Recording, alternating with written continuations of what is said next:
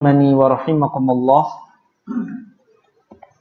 Kembali kita melanjutkan kajian kita dalam tema 3 ujian pada setiap orang beriman.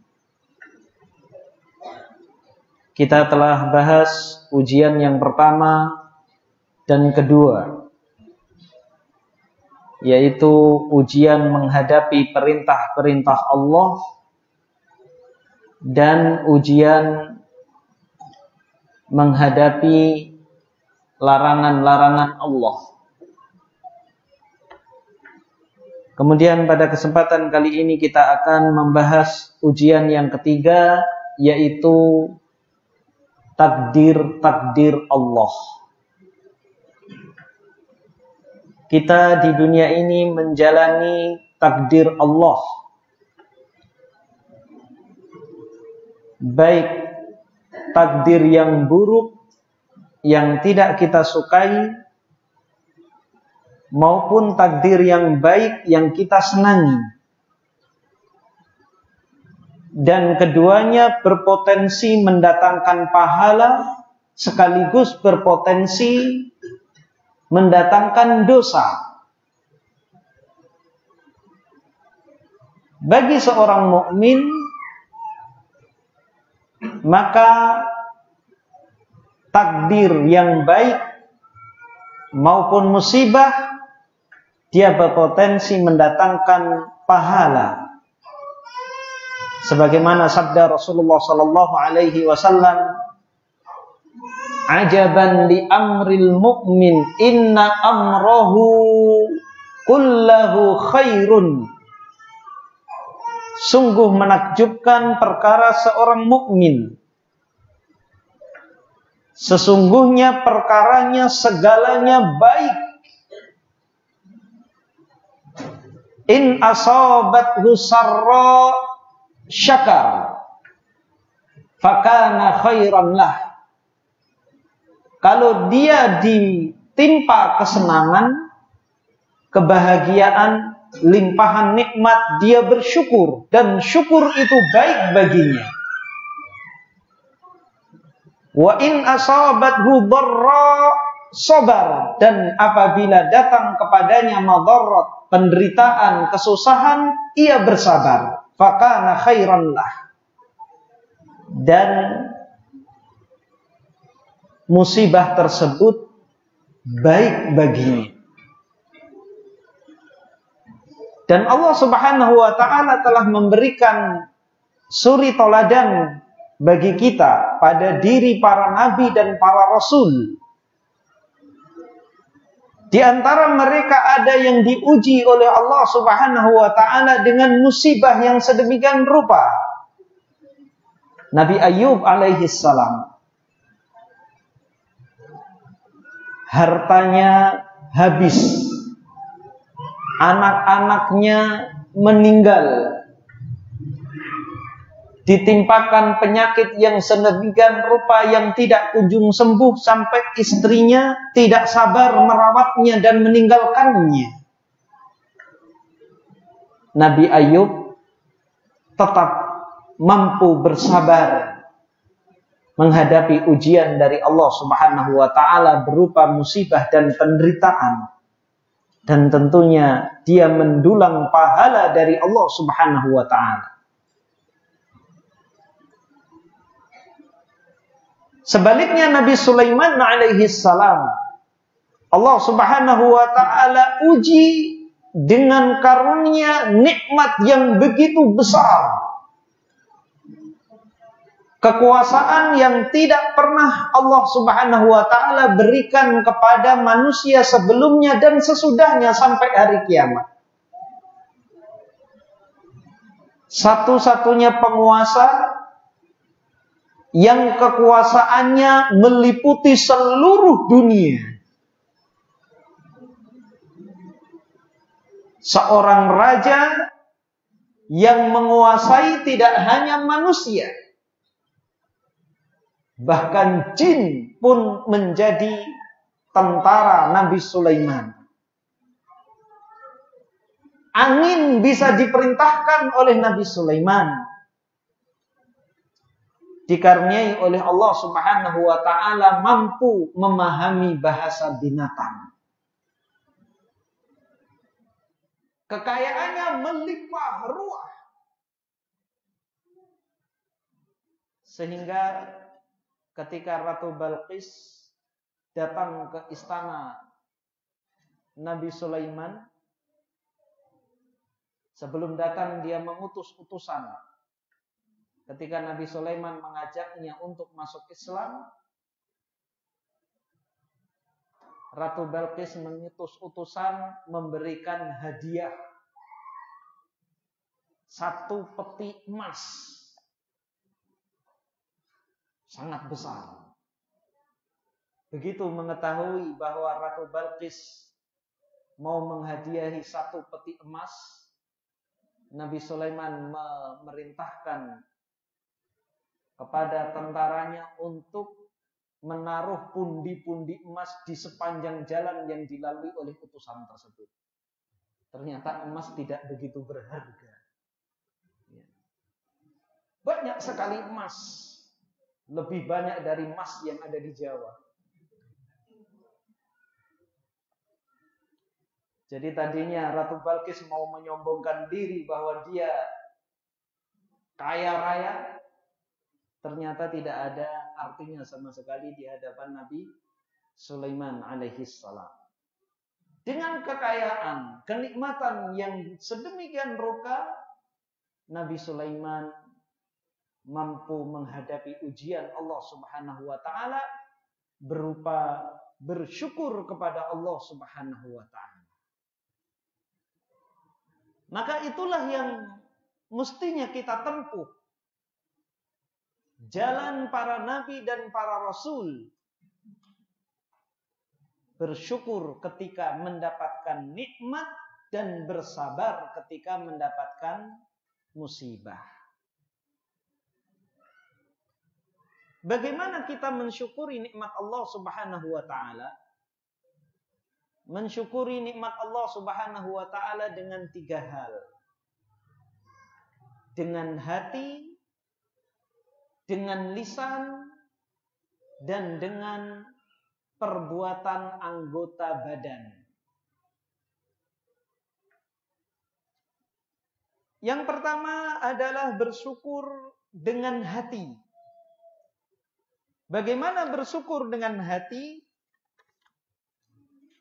Bersyukur dengan hati tiada lain adalah dengan meyakini bahwa nikmat yang ada pada dirinya semata-mata hanya dari Allah Subhanahu wa taala. Meyakini bahwa nikmat yang ada pada dirinya semata-mata hanya dari Allah Subhanahu wa taala, atas kehendak Allah Subhanahu wa taala.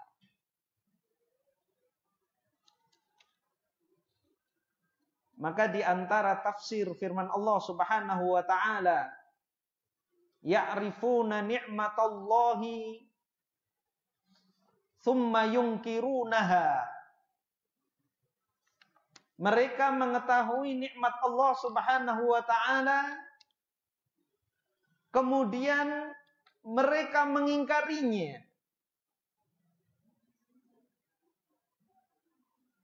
Kemudian di dalam surah Al-Waqiah ayat 82 Allah Subhanahu wa taala juga berfirman, wa taj'aluna rizqakum annakum tukadzibun, dan kalian jadikan rizki yang ada pada kalian, kalian mendustakannya.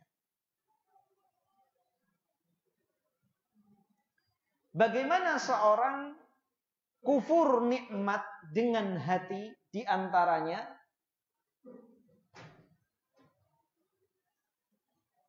meyakini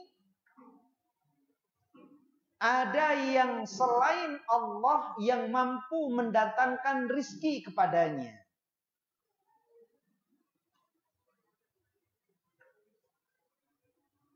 Menganggap Nyi Roro Kidul misalnya, atau Nyi Blorong, bisa mendatangkan rizki, maka jelas ini adalah kekufuran. Kekufuran yang nyata. Diberi karunia rizki oleh Allah Subhanahu wa ta'ala, hasil ternak, hasil panen, tapi mengorbankan hasil panen atau sebagian hasil panen tersebut kepada selain Allah. Larung sesaji ke lautan. Ini jelas mengingkari nikmat Allah Subhanahu wa ta'ala. Yang memberi rizki adalah Allah, berterima kasihnya kepada selain Allah.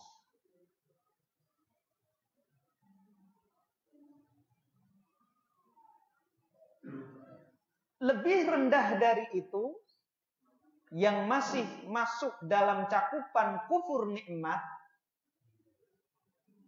menganggap usaha diri sendiri dan lupa pada ketentuan Allah Subhanahu wa ta'ala.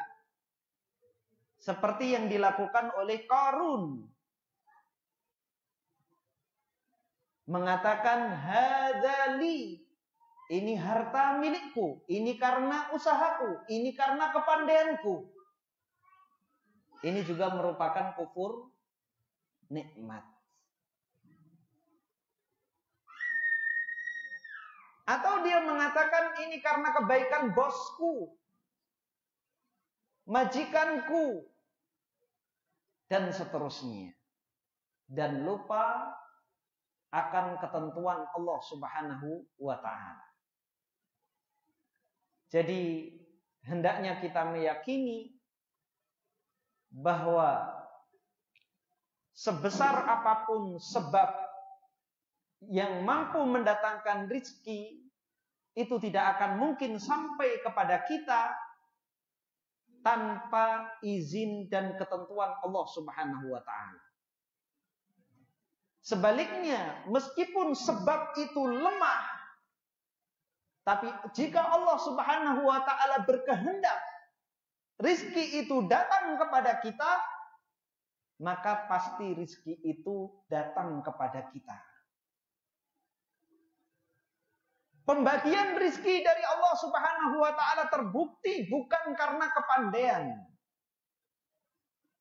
Betapa banyak orang tidak lulus SD atau hanya lulus SD kaya raya. Dan betapa banyak para sarjana pengangguran.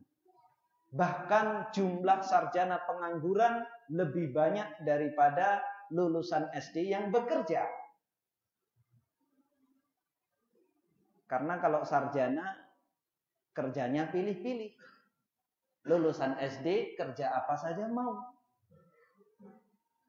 Lulus SD langsung kerja, 6 tahun sudah ahli. Lulus sarjana, keluar baru diwisuda, gak bisa apa-apa. Karena hanya pinter teori, nol di praktek. Gak semua sarjana, kebanyakan. Jadi rizki Allah Subhanahu wa ta'ala bukan karena kepandaian. Betapa banyak di antara kita sudah menganalisa sebuah bisnis, prospek, kemudian berspekulasi. Tempatnya strategis. Apa yang dia hasilkan number one. Buka warung lezat rasanya. Tempatnya di pinggir jalan besar. Setelah buka, ternyata tidak ada pengunjung. Padahal paling enak. Harga standar. Jalannya besar. Tapi justru karena jalan besar, nggak ada yang mau berhenti. Nggak ada tempat parkir. Sebaliknya, ada yang biasa-biasa saja. Tempatnya tersembunyi, ramai. Di Boyolali ada namanya soto delik. Delik itu sembunyi. Dan memang tempatnya tersembunyi. Ramai. Tapi memang kelebihannya makanannya enak. Tapi kita juga pernah masuk warung ramai, tergiur kita. Setelah masuk rasanya biasa saja. Itulah rezeki dari Allah Subhanahu wa ta'ala. Ada yang enak kita rasakan, tapi sepi-sepi saja. 3 bulan berikutnya tutup. Nggak ada pembeli.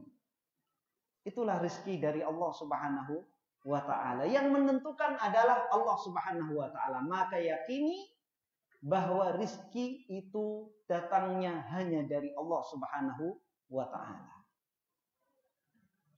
Kemudian bersyukur dengan lisan. Memuji Allah Subhanahu wa ta'ala di antaranya dengan ucapan alhamdulillah. Kemudian bersyukur dengan anggota badan. Kita menggunakan nikmat-nikmat Allah Subhanahu wa ta'ala tersebut dalam rangka ketaatan kepada Allah Subhanahu wa ta'ala. Atau maksimal pada hal-hal yang dibolehkan. Pada sesuatu yang halal, yang mubah. Kalau kita pergunakan rizki yang dikurniakan oleh Allah Subhanahu wa ta'ala untuk bermaksiat kepada Allah, maka itu juga termasuk kufur nikmat. Diberi tangan yang sehat, mata yang sehat, kaki yang sehat, maka hendaknya kita gunakan untuk beribadah kepada Allah Subhanahu wa ta'ala. Ketika kita menggunakan anggota tubuh ini untuk bermaksiat, ini juga termasuk kufur nikmat. Demikian pula harta. Ketika harta ini kita gunakan untuk ketaatan kepada Allah Subhanahu wa ta'ala atau hal-hal yang dibolehkan oleh Allah, bukan sesuatu yang haram. Ini merupakan syukur nikmat kita kepada Allah Subhanahu wa ta'ala. Bentuk kesyukuran kita kepada Allah Subhanahu wa ta'ala. Sebaliknya ketika harta tersebut kita gunakan untuk bermaksiat kepada Allah, maka ini merupakan kufur nikmat. Dan tatkala kita teliti, ternyata syukur nikmat itu lebih berat daripada bersabar pada musibah. Terbukti dari sekian nikmat Allah Subhanahu wa ta'ala, betapa banyak kita belum mampu mensyukuri nikmat-nikmat tersebut. Dan terbukti ketika kita mendapatkan musibah dari Allah Subhanahu wa ta'ala, hati kita semakin dekat kepada Allah Subhanahu wa ta'ala. Hati dan badan kita hadir di hadapan Allah Subhanahu wa ta'ala. Adapun ketika mendapatkan karunia, limpahan nikmat, memang kita masih sholat, masih puasa, masih berzikir, masih membaca Al-Quran. Tapi ketika nikmat itu melimpah, kita itu beribadah hanya jasad saja, tanpa ruh. Kita sholat yang hadir badan saja, hatinya tidak. Lalai, sibuk memikirkan nikmat dan mengembangkan nikmat tersebut. Apa yang dilakukan besok, bisnis apa yang akan dia kembangkan, buka cabang di mana lagi. Terus sibuk dengan kenikmatan-kenikmatan Allah Subhanahu wa ta'ala. Begitu mendapatkan musibah, dia ibadah dengan jasad dan hatinya. Jadi terbukti bahwa bersabar dalam musibah itu lebih mudah bagi seorang muslim, bagi seorang mukmin daripada bersyukur ketika mendapatkan nikmat. Maka ujian Allah Subhanahu wa ta'ala berupa musibah lebih mudah mengangkat derajat seorang mukmin meningkatkan keimanannya daripada ujian berupa nikmat. Banyak yang lulus dengan ujian musibah dan banyak yang gagal dalam ujian kenikmatan. Adapun pada orang-orang kafir dan orang-orang fasik, maka keduanya tidaklah menambah kecuali kekufuran kepada Allah Subhanahu wa taala.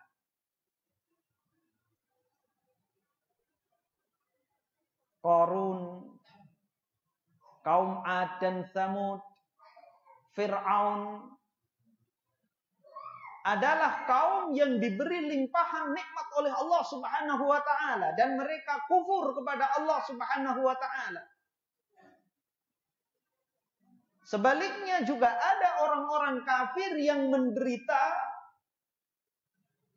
dan dengan penderitaan tersebut mereka semakin durhaka kepada Allah Subhanahu wa taala.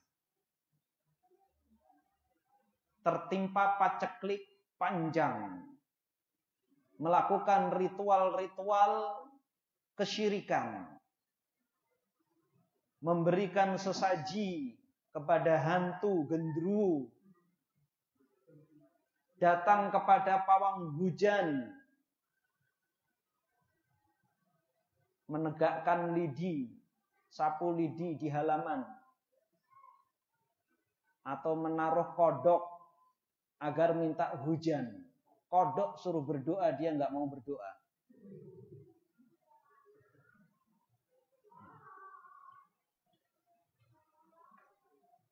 Atau di bawah kekufuran, kemaksiatan, tidak sabar dengan kemiskinan seorang mencuri. Maka musibah yang diberikan oleh Allah Subhanahu wa taala justru menambah dosa dan semakin menambah musibah. Maka jangan sampai kita seperti mereka. Mari kita jadikan nikmat-nikmat Allah Subhanahu wa taala dan juga musibah-musibah dari Allah Subhanahu wa taala sebagai peluang untuk kita mendapatkan pahala yang besar di sisi Allah Subhanahu wa taala. Musibah dari Allah Subhanahu wa taala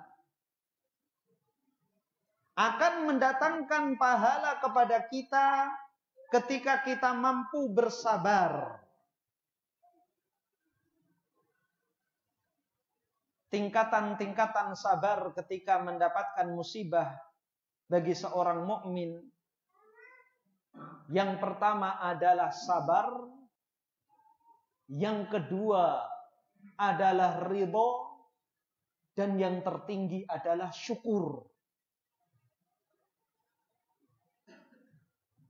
Bersabar ketika mendapatkan musibah. Apa itu sabar? As-sabru huwa habsun nafs. Sabar itu menjaga diri. Menjaga lisan, menjaga anggota badan dari hal-hal yang dimurkai oleh Allah Subhanahu wa taala. Meskipun hati bergejolak, panas, dia menderita dengan musibah yang diberikan oleh Allah Subhanahu wa taala kepada dirinya. Namun lisannya tidak mengucapkan ucapan-ucapan yang bisa mendatangkan murka Allah. Begitu juga anggota badannya. Sebagaimana sabda Rasulullah sallallahu alaihi wasallam, "Laisa minna man darabal hudud wa syaqqal juyub wa da'a bid'awal jahiliyah." Bukan golongan kami orang ketika tertimpa musibah merobek-robek pakaian, menampar-nampar pipi, atau menyeru dengan seruan-seruan jahiliyah. Dan ini masih banyak di antara kaum muslimin yang melakukannya. ketika tertimpa musibah, membanting barang, membenturkan kepala ke tembok, atau membanting pulpen, membanting apa saja yang ada di hadapannya. Meskipun musibahnya kecil, pulpennya habis, digini-gini nggak nyala, dibanting. Apa manfaatnya? Apa kalau sudah dibanting pulpennya nyala? Ini adalah perbuatan jahiliyah. Atau dipatahkan. Apa manfaatnya? Tidak ada manfaatnya. Jadi perbuatan seperti ini harus kita hindari. Kemudian menyeru dengan seruan-seruan jahiliyah. Yaitu seruan-seruan atau ucapan-ucapan selain zikir kepada Allah Subhanahu wa ta'ala. Dan ini banyak di antara kaum muslimin yang menyeru dengan seruan-seruan jahiliyah ketika tertimpa musibah. Kesandung tidak berzikir. Apalagi orang Jawa Timur. Ya. Paling fasih dengan seruan-seruan jahiliyah.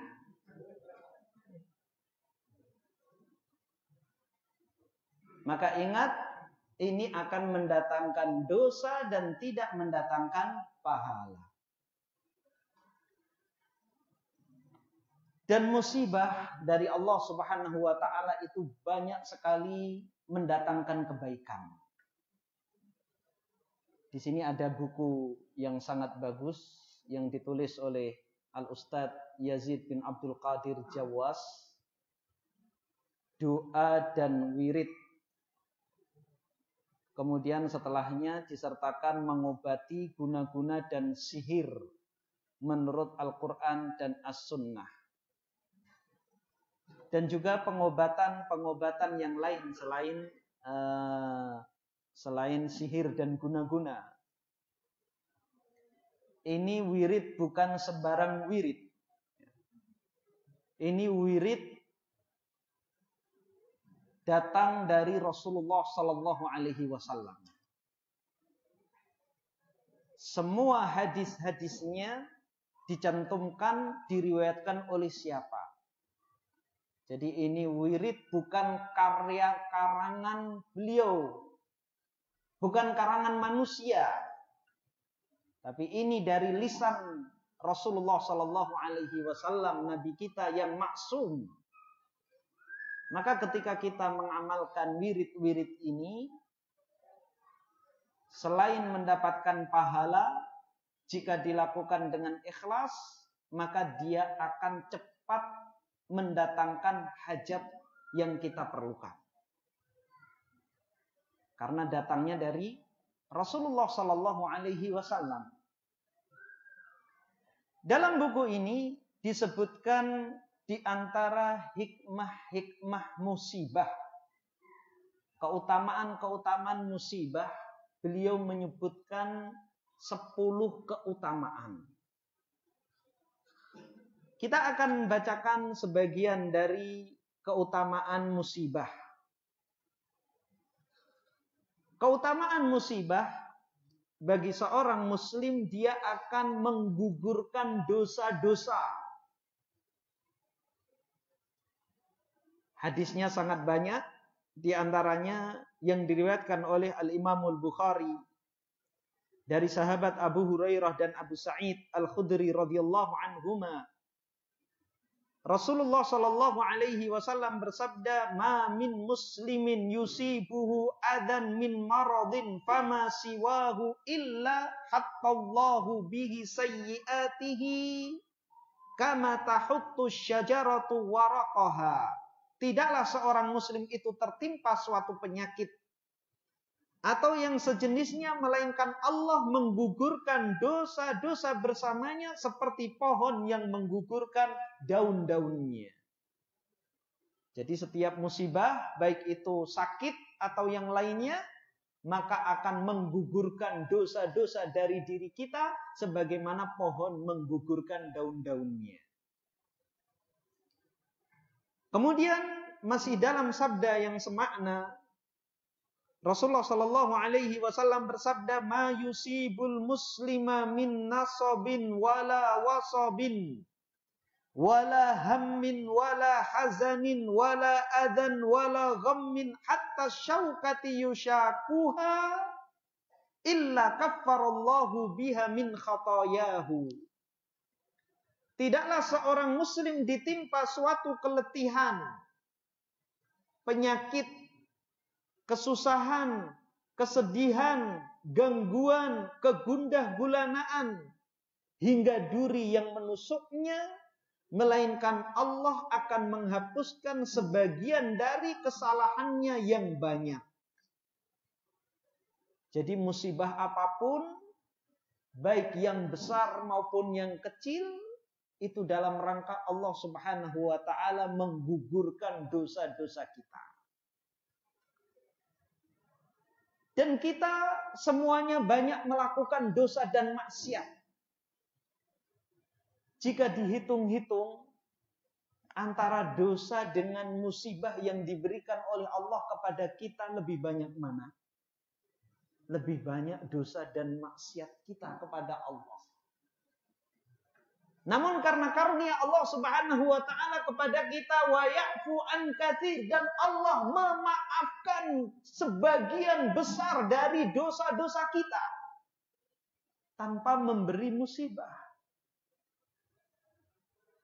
Kalau setiap dosa yang dilakukan oleh manusia Allah Subhanahu wa ta'ala menghukumnya, maka kita semuanya akan binasa.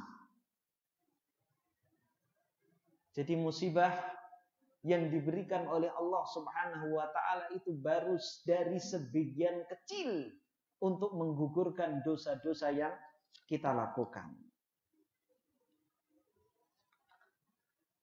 Kemudian musibah yang datang dari Allah Subhanahu wa ta'ala akan mengangkat derajat kita kelak di akhirat. Surga itu tidak satu tingkatan. Banyak tingkatannya. Di dalam kitab Mukhtasar Minhajul Qasidin, Ibnu Qudamah membawakan athar dari sahabat Abdullah ibnu Abbas radhiyallahu anhuma. Berapa tingkatan atau derajat di surga? Di surga itu ada 700 tingkat. 700 derajat. Jarak antara 2 derajat panjangnya selama 500 tahun perjalanan. Subhanallah. Jadi kalau ada orang yang berjalan terus tanpa henti selama 500 tahun, itulah jarak tingkatan surga. Itu sudah keliling dunia berapa kali? Kalau 500 tahun tidak berhenti. Berjalan terus pagi, siang, malam, terus berjalan. Jarak yang sangat jauh, jarak yang sangat panjang.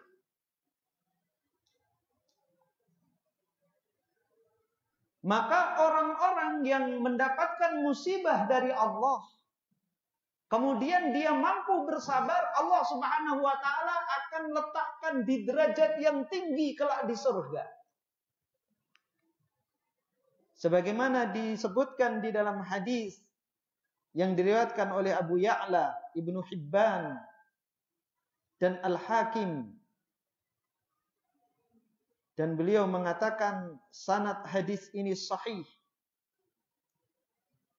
Dan juga disahihkan oleh Syekh Muhammad Nasiruddin Al-Albani di dalam silsilah Al-Ahadits As-Sahihah.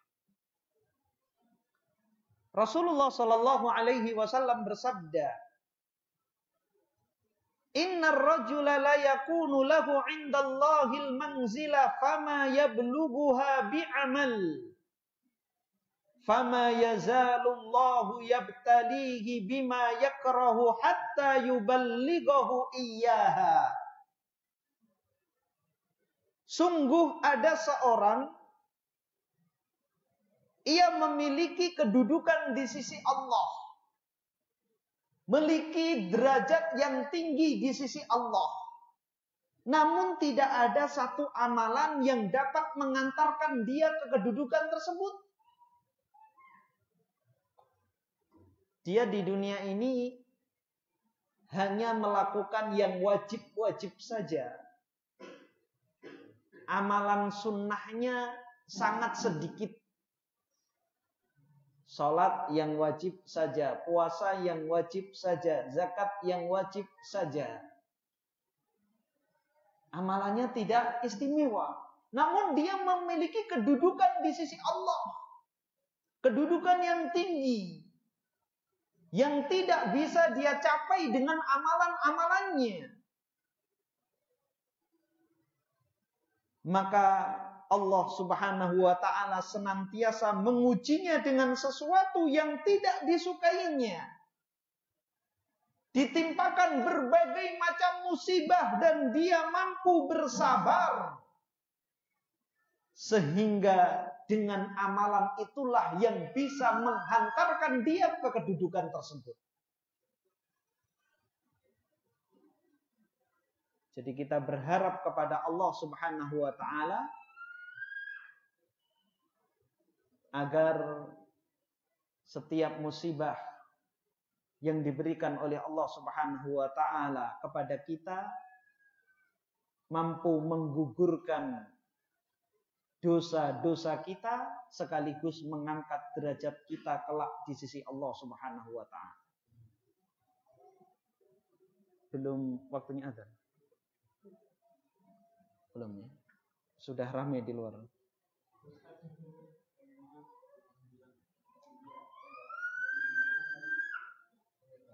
Satu menit lagi.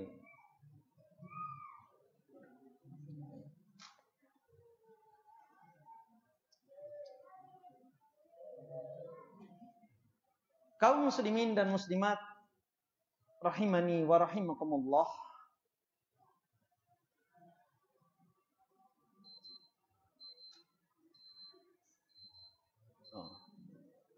Yang jadi patokan punya antum ya. Antum yang adzan.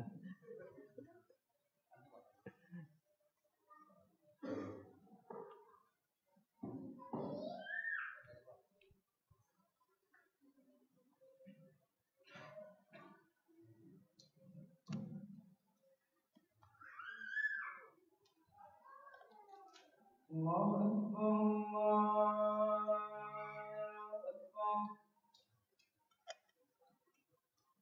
Allahu Akbar.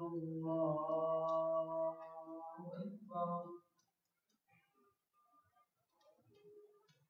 Asyhadu an la ilaha illallah.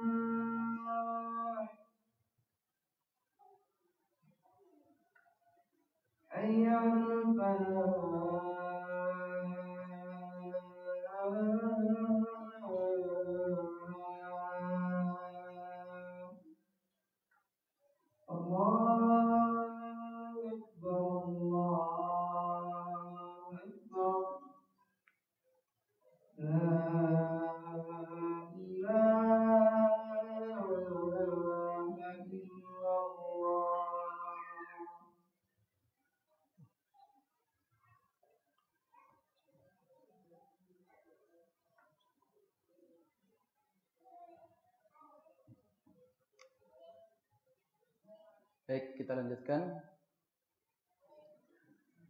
Sebagaimana tadi kita sampaikan bahwa musibah akan lebih mudah meningkatkan keimanan dan ketakwaan kita kepada Allah Subhanahu wa taala daripada ujian berupa nikmat.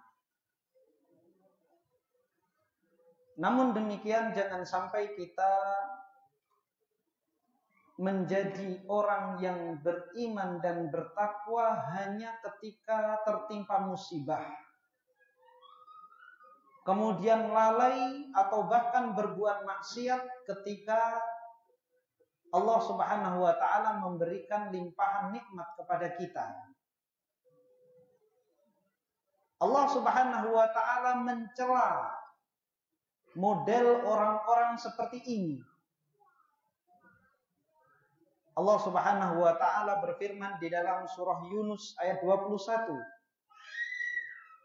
Wa idza massal insana dhurru da'ana li jambihi aw qa'idan aw qa'ima falamma kashafna anhu dhurrahu marra ka'an lam yad'una ila dhurrin massah.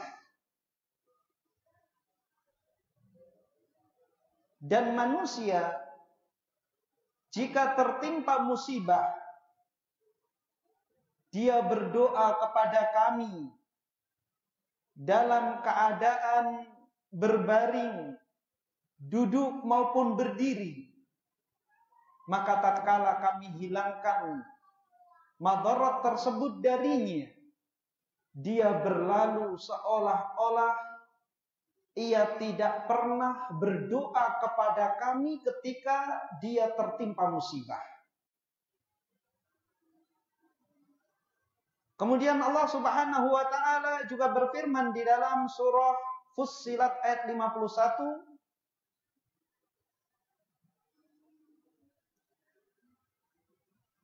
Afan tadi Yunus ayat 12. Allah Subhanahu wa taala berfirman dalam surah Fussilat ayat 51, "Wa idza an'amna 'alal insani a'rada wa na'a bijanibi wa idza massahu syarru fadhu du'ain arid." Dan jika kami karuniakan nikmat kepada manusia, dia berpaling. Dan apabila dia tertimpa musibah, maka dia berdoa dengan doa yang panjang.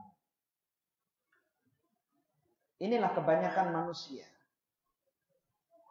Ketika tertimpa musibah, dia berdoa terus-menerus kepada Allah Subhanahu wa taala dalam keadaan duduk, berdiri maupun berbaring, terus lisannya berdoa meminta kepada Allah Subhanahu wa taala agar dikeluarkan dari musibah tersebut. Dengan doa yang panjang. Namun ketika Allah Subhanahu wa taala telah keluarkan dia dari musibah yang menimpanya, dia berpaling dari Allah Subhanahu wa taala, dia lupa pernah diselamatkan oleh Allah Subhanahu wa taala, seolah-olah dia tidak pernah berdoa kepada Allah. Jadi kalau tertimpa musibah, salat paling awal waktu. Rajin berpuasa, banyak bersedekah, hatinya lembut. Namun ketika sudah keluar dari musibah tersebut, dia lupa. Tidak datang ke masjid kecuali masbuk, atau bahkan tidak pernah ke masjid sama sekali. Maka jangan sampai kita menjadi orang yang tidak mendapatkan apa-apa dalam beramal. Amalan kita hanya sebagai penghapus dosa dan tidak mampu menaikkan derajat kita.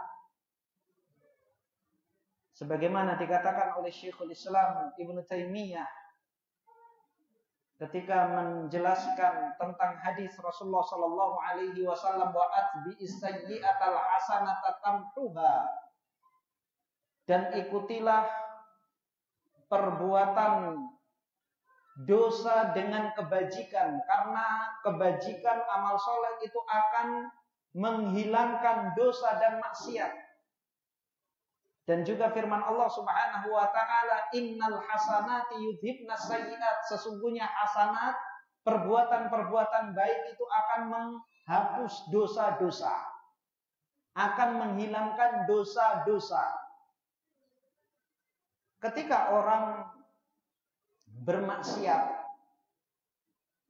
kemudian dia ikuti dengan amal kebajikan, maka kebajikan tersebut menghapus dosa, membayar dosa sebagai kafarah. Apa yang dia dapatkan? 0.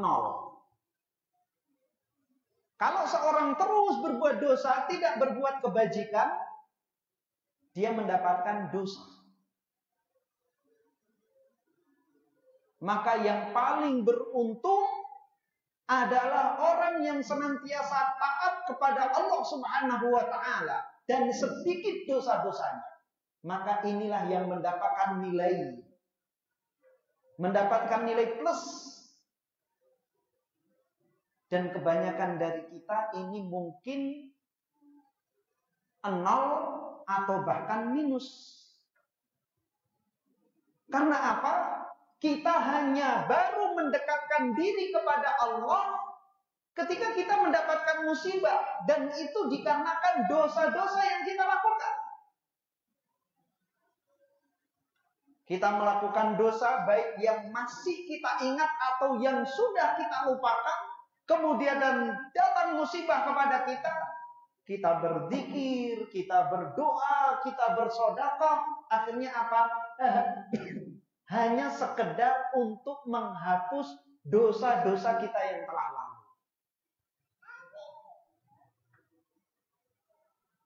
Karena banyaknya dosa-dosa kita, itu pun belum tentu mampu menghapuskan dosa-dosa yang kita lakukan.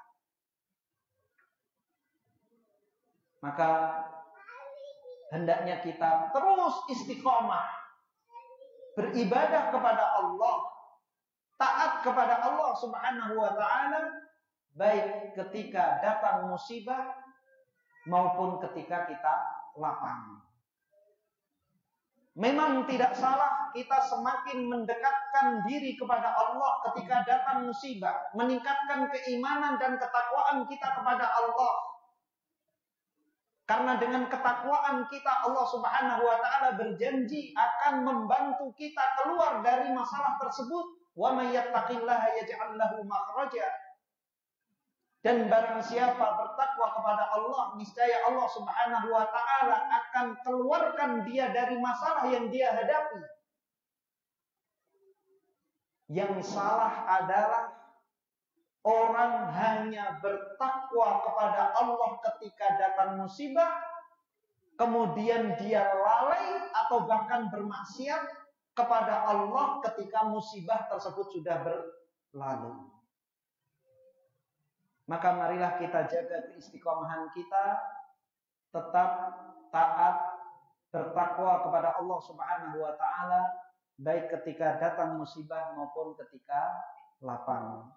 Dengan demikian selesai kita dari materi kajian kita, 3 ujian bagi setiap orang beriman. Dan insya Allah setelah ini pada pertemuan yang akan datang, kita akan mulai mengkaji kitab beruntut. Insya Allah kitab yang akan kita kaji, kitab Al-Adabul Mufrad karya Al-Imam Al-Bukhari rahimahullah. Barangkali ada pertanyaan, kami persilakan.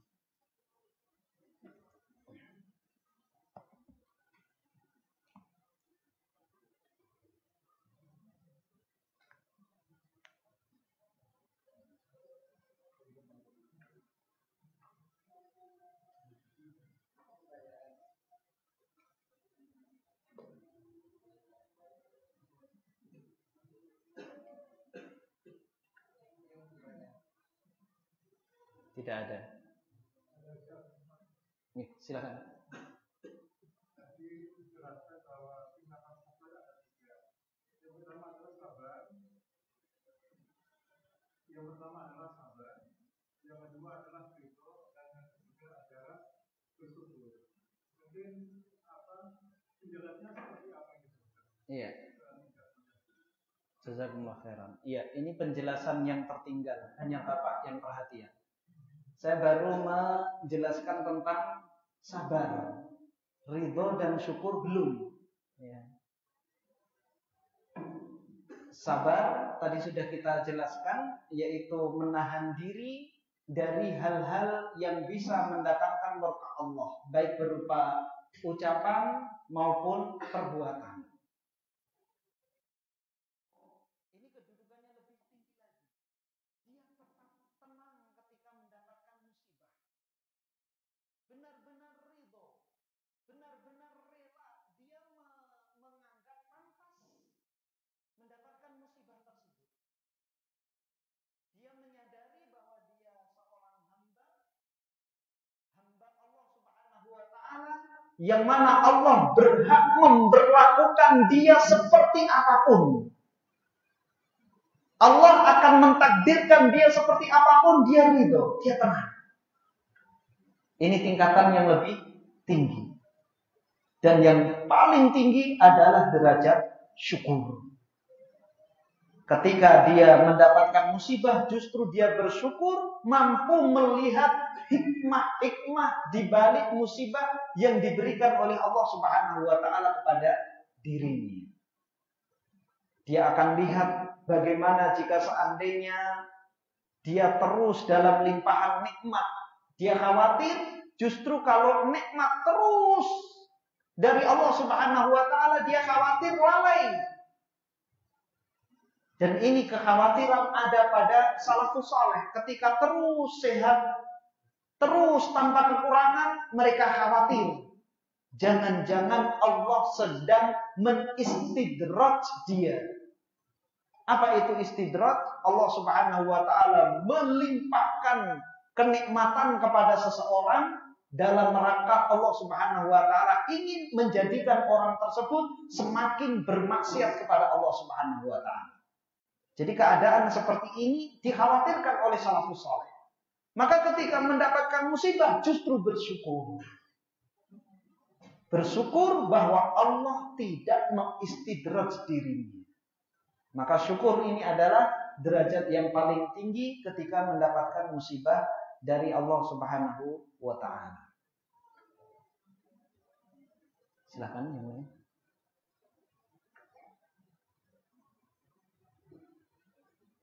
Baik, jika tidak kita cukupkan sampai di sini.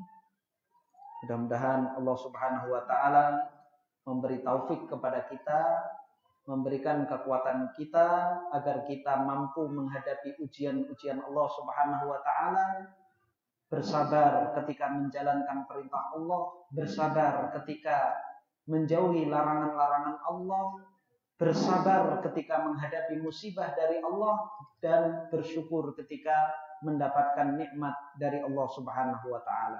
Kita tutup dengan doa kafaratul majlis. Subhanakallahumma wa bihamdika asyhadu an la ilaha illa anta astaghfiruka wa atubu ilaik. Assalamualaikum warahmatullahi wabarakatuh.